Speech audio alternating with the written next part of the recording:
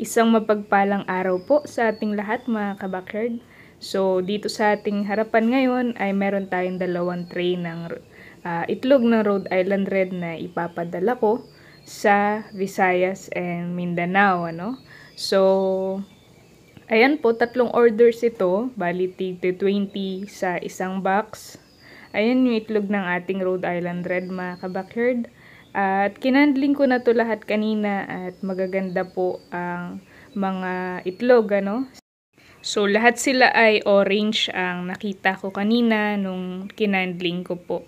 O bali ito mga kabakyard ay ilalagay ko sa kahon at ipapasilip ko yung way ko ng pagpapak or pagpapackage, pagbabalot ng ating mga itlog para sa mga future na buyers po natin ay hindi po sila mag-aalinlangan na bumili sa atin dahil secured po yung ating mga itlog, So ipapakita ko po sa inyo kung paano ko ito babalutin isa-isa at paano ko po ipe-prepare itong box nila na paglalagyan ng ating mga fertile eggs, dahil napakaselan po nito mga kabakyard dahil maraming station ang dinadaanan bago nyo pa po matanggap sa kanya-kanya nyo pong bahay, So ayan mga kabakyard, samahan nyo po ako. So, ayan, ngayon ay pe-prepare natin yung mga itlog at yung box na paglalagyan. Ayan, So, babalutin natin isa-isa, gaya po nung dati yung mga itlog para hindi po mababasag, So, balutin natin ng bubble wrap isa-isa, mga kabakyard.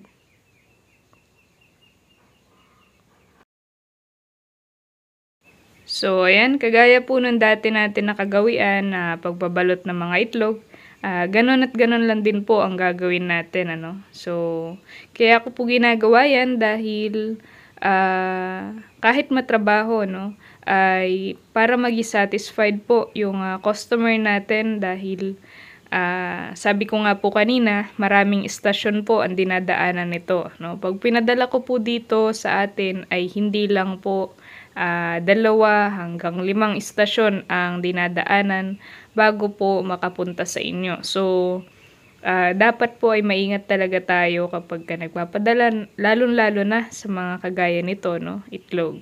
So, ayan mga kabakyard, kung mapapansin nyo, matrabaho at talaga nakakapagod, Nag-start ako kaninang 3:00 ng hapon at itong pagbabalot na ito ay natapos na ng 7:00 ng gabi.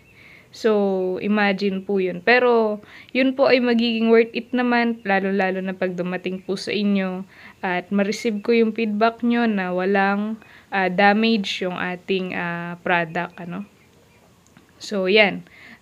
After nito, isang layer ng itlog, 10 piraso, ay lalagyan ko pa po ng bubble wrap sa ibabaw, Para hindi po magkaumpugan yung mga itlog if ever na madiinan man, So, yan. Tapos, ihihiwalay ko na to para hindi tayo malito. At, ganun din ulit po ang gagawin natin. Babalutin natin isa-isa ulit yung mga itlog na ilalagay natin dito sa kahon.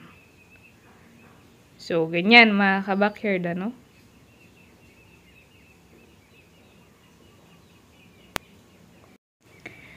So, ang video na ito mga kabakyard ay para po sa mga nagbabalak na bumili sa atin ng fertile eggs o sa mga makita, magkakaroon po ng idea at hindi na po matatakot na bumili sa atin or bumili ng fertile eggs, Depende pa rin po yan pala sa seller mga kabakyard kasi hindi naman po lahat ng seller ay ganito ang way ng pagpe-prepare ng kanilang mga package, So, ayan po, doblehin pa natin yung ating mga bubble wrap.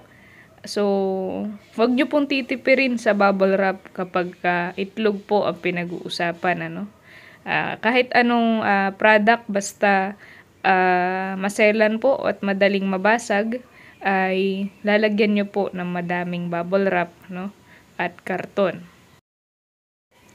So, bali ganyan mga kabakyard din.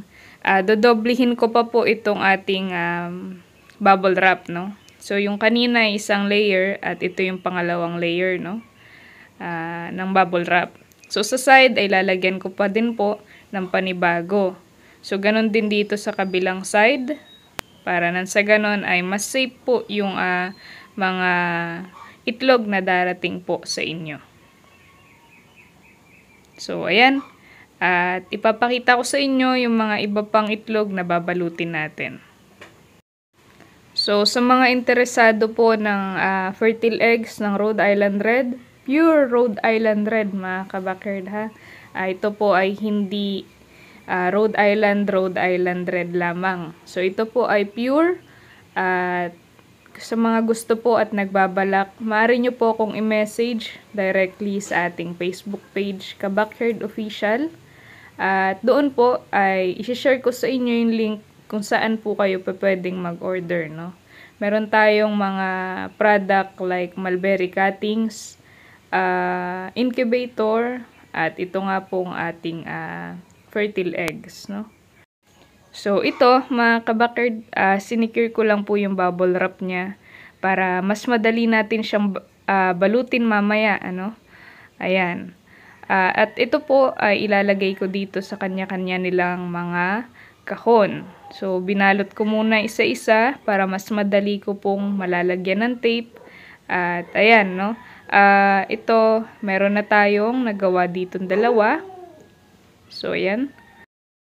So, bali tigti 20 pieces po ang ilalagay natin sa bawat kahon. So, ayan mga kabakerd.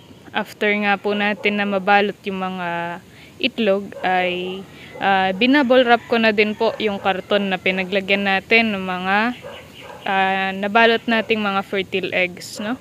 So, yan. Ito plus 2.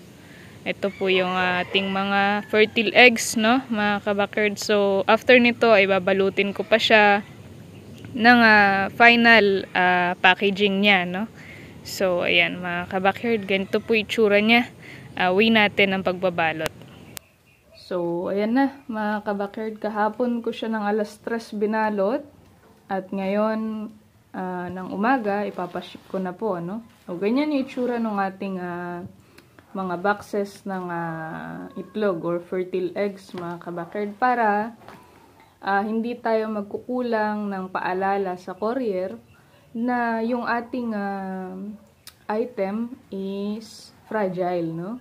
So, naglagay na rin ako ng caution dito mga kabakerd para nasa ganon ay makita ito ng ating courier at maingatan itong ating package. Kung hindi po natin sila papaalalahanan kung anong laman ng box natin at kung kailangan ba talaga nilang ingatan, ay dun pa lamang po ay magkukulang na tayo, no? So, ito mga kabakerd, ginawa ko ng lahat para sakali. Para pagdating sa inyo ay hindi po damage ang matatanggap ninyong mga itlog. At, ayan, no? Ito mga kabakerd ay ready to ship na po ito, no? Ayan. Yung mga ano natin. So, ayan siya, no? Doble-doble po ang bubble wrap niya sa loob. At, meron siyang box.